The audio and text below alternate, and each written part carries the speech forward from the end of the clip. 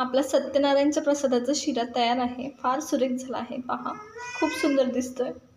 मी कोमल तुमच्या सगळ्यांचं आपल्या रेसिपी चॅनलमध्ये खूप खूप स्वागत करते। तर श्रावण महिना सुरू होणार आहे, तर उपवास सणवार त्याच्यानंतर खूप साऱ्या पूजा, सत्यनारायणच्या पूजा सुरू होणार आहे। त्यांचा प्रसाद कसा बनवायचा हे आपण पाहणार आहोत। तर मी इथं योग्य प्रमाण सांगितलं आहे, आपण 1.25 वाटीचं प्रमाण घेतलं आहे।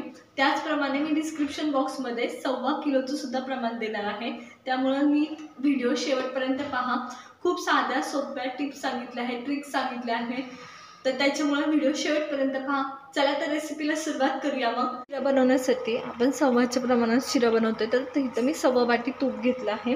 त्याच्यानंतर मी इथं 1.25 वाटी तूप आपलं व्यवस्थित गरम झाल्यावर 1.25 वाटी रवा त्याच्यात व्यवस्थित भाजून घेणार आहे। एकदम व्यवस्थित भाजायचं आणि हलवत भाजायचं। रवा एकदम व्यवस्थित भाजून घ्यायचा। रवा आपला जेव्हा 50% भाजेल तेव्हा आपण केळी ॲड करणार आहोत त्याच्यात। त्याच्यामुळे काय होतं, केळी नाही का बिलकुल काळी नाही पडत आणि व्यवस्थित होते। त्याच्यामुळं रवा व्यवस्थित आपला परतला गेल्यानंतर आपण केळी ॲड करणार आहोत। तर आधी रवा व्यवस्थित करून घ्यायचा, बारीक गॅसवर भाजायचा आणि म्हणजे व्यवस्थित भाजला जातो। आता रवा अर्धा होत आलाय, त्या टायमाला मी केळी ॲड करते। तर एक मोठी केळी, खूप पण मोठी नाही, मीडियम साईजची केळी मी ह्याच्यात ॲड केली आहे। इनफ होते एक केळी मीडियम साईजची, आणि व्यवस्थित परतून घ्यायची।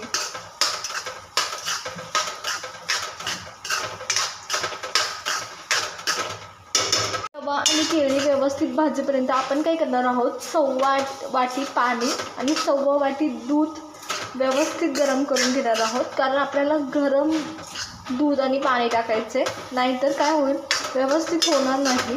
तर आता हे पहा, एकदम व्यवस्थित आपला रवा परतून होते, तोपर्यंत 1.25 वाटी दूध आणि 1.25 वाटी आपण पाणी घेऊया। 1.25 वाटी पाणी घेते या पद्धतीने, आणि 1.25 वाटी दूध घेणार आहोत आपण। दूधसुद्धा आपण घेतोय व्यवस्थित, दोन्ही पण आपल्याला गरम घ्यायचे। त्याच्यामुळं मी इथं दूध पण ॲड केलं आता 1.25 वाटी, दोन्ही व्यवस्थित गरम खळखळतं उकळतं असलं पाहिजे। त्याच्यामुळं आता मी हे साईडला गॅसवर ठेवते। माझ्या जवळजवळ भाजून होत आला आहे, त्या टायमाला मी नाही काही ड्रायफ्रूट पण ह्याच्यात ॲड करणार आहे, जेणेकरून ड्रायफ्रूटसुद्धा व्यवस्थित आपले झाले पाहिजे। म्हणजे तुम्हाला जे हवे ते तुम्ही ॲड करू शकता। तर मी इथं सगळ्यात पहिले मनुके, त्याच्यानंतर बदाम आणि काजू, तुम्हाला हवे तर वेगळे तुम्ही ॲड करू शकता।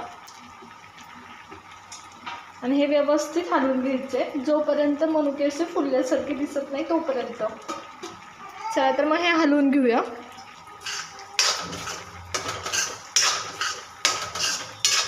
तर मनुके व्यवस्थित फुलू द्यायचे, आणि मग आपण बाकीची प्रोसेस करणार आहोत।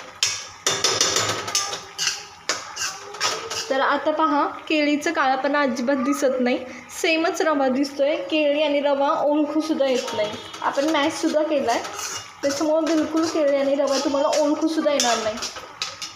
एकदम व्यवस्थित झाला आहे, आणि आपले ड्रायफ्रूटसुद्धा व्यवस्थित भाजले गेलेत। त्या टायमाला आपण काय करणार आहोत, आपलं जे गरम दूध होतं ते थोडं थोडं ॲड करायचं। अंगावर येण्याची जास्त शक्यता असते, दोन्ही गरम असतं म्हणून। तर एकदम थोडं थोडं ॲड करू शकता, लागेल तसं। तर हे पहा, तर मी सगळं ॲड करून घेते आणि व्यवस्थित हलवून घ्यायचं, एकदम व्यवस्थित हलवायचं। गॅस बारीकच ठेवायचा, बिलकुल मोठं नाही करायचं, व्यवस्थित होऊ द्यायचं ह्याच्यावरती।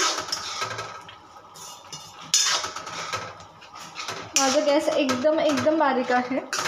ताट झाकायचं आता एक, आणि एक वाफ काढून घ्यायची। हे दोन सगळं व्यवस्थित मिक्स करायचं आणि एक वाफ काढून घ्यायची।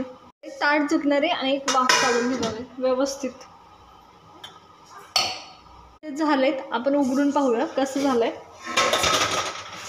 तर हे बघा, साईडनी तूप दिसते, ह्याचा अर्थ आपला रवा व्यवस्थित भाजला गेला होता।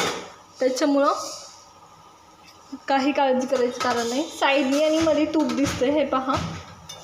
तर ह्याचा अर्थ आपला तवा एकदम व्यवस्थित भाजला गेला आहे. आपण साखर ॲड केली नव्हती तर आता ह्या टायमाला ॲड करणार आहोत साखर आपण. तर हे पहा खूप छान झालं आहे, सुरेख झालं आहे. साखर ॲड करूया आपण आत्ता. अगदी प्रसादाला होतो तसा झाला आहे. तर मी साखर ॲड करणार आहे. तर इथं माझ्याकडे 1.25 वाटी साखर आहे. तुम्ही कमी जास्तसुद्धा करू शकता जेव्हा तुम्ही घरी बनवता तेव्हा. प्रसादाला मात्र आपण 1.25च प्रमाण घेतलं आहे. त्याच्यामुळं 1.25 वाटीत साखर किंवा तुम्ही 1.25 किलो बनवत असाल तर 1.25 किलो साखर वापरायची आहे. मात्र तुम्ही घरी बनवत असाल तर नक्की करू शकता कमी जास्त. तर हे पहा व्यवस्थित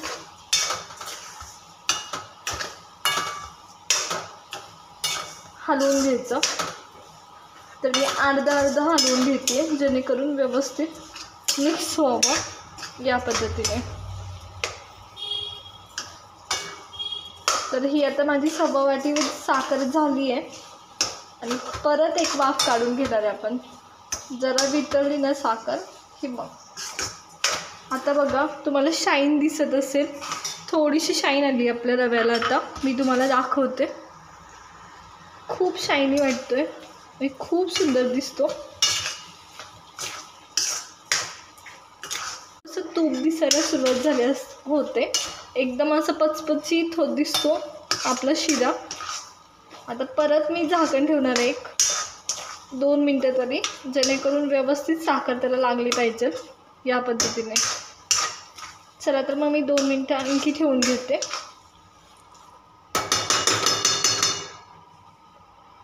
2 मिनटं ठेवून घेणार आहे. तर काढून पाहूया कसा झाला आहे आपला शिरा. हे पहा खूप सारं तूप सुटले, खूप सारं तूप साईडने. करायचं सगळं मिक्स करून घ्यायचं आणि काढून घ्यायचा. आपला प्रसादाचा शिरा, सत्यनारायणच्या प्रसादाचा शिरा तयार आहे. तर खूप छान होतो, व्यवस्थित होतो. आणि चला तर मी काढून घेते आता.